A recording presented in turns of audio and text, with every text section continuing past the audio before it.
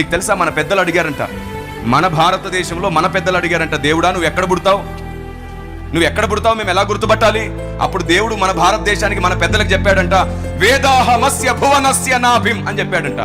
అంటే భూమికి బొట్టు లాంటి నాభి లాంటి ప్రదేశంలో పుట్టబోతున్నాను అని. వేదాహమస్య భువనస్య నాభిం, నేను భూమికి మధ్యలో జన్మిస్తాను. అప్పుడు వీళ్ళు అడిగారంట, భూమికి మధ్యలో అంటే ఎక్కడ పుడతావో మాకెలా తెలుసు, ఇంత పెద్ద భూమిలో భూమికి నాభి ప్రదేశాన్ని ఎలా గుర్తించాలి? అప్పుడు చెప్పాడంట, ఈ యజ్ఞం ఎక్కడ జరుగుతుందో అదే భువనపు నాభి అన్నాడంట. Praise the Lord. ఈ విధంగా ఈ మేకను తీసుకొని తలకు ముళ్ళు చుట్టడం, పట్టు వస్త్రాలు వేయడం, 30 కొరడా దెబ్బలు కొట్టడం, అలాగే పక్కన పొడిచి రక్తం ఓడవడం, నోట్లో చేదు పోయడం, వేలాడదీసి చంపడం, ఇలాగే ఎక్కడ యజ్ఞం జరుగుతుందో అదే భువనపు నాభి అని మీరు గుర్తుపట్టండి అని చెప్పి వేదాలలో రాయించాడంట దేవుడు. వాటన్నిటినీ ఆధారాలతో ఖచ్చితంగా నేను ధ్యానించి ఎన్నో వీడియోస్ చేశాను, ఆ పుస్తకాల్లో కూడా ముద్ర వేశాను. Praise the lord. ఆమేన్.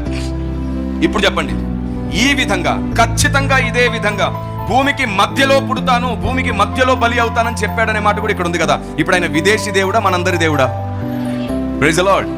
భూమికి మధ్యలో జన్మిస్తానన్నాడు, భూమికి మధ్యలోనే యజ్ఞం అవుతుంది అని అన్నాడు. ఇప్పుడు చెప్పండి, భూమికి మధ్యలో అంటే ప్రపంచ పటం తీసుకుంటే ఇప్పుడు భూమికి మధ్యలో ఏది ఉంది? ఇజ్రాయెల్ దేశం ఉంది.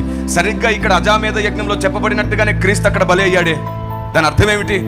ఆయన కేవలము ఒక దేశానికి దేవుడు కాదు, ప్రపంచానికి మధ్యలో ఉండి అన్ని దేశాలను చేయిజాపి పిలుస్తున్నాడు రమ్మని. దేవునికి స్తోత్రం కలుగును గాక. Praise the Lord. గుర్తుంచుకోండి, దేవుడు బైబిల్లో అంటే క్రీస్తు బైబిల్లోనే పూర్తిగా ఉన్నాడు, కానీ క్రీస్తును గుర్తించడానికి గుర్తులు మాత్రమే మనకు అన్ని చోట్ల దొరుకుతున్నాయి.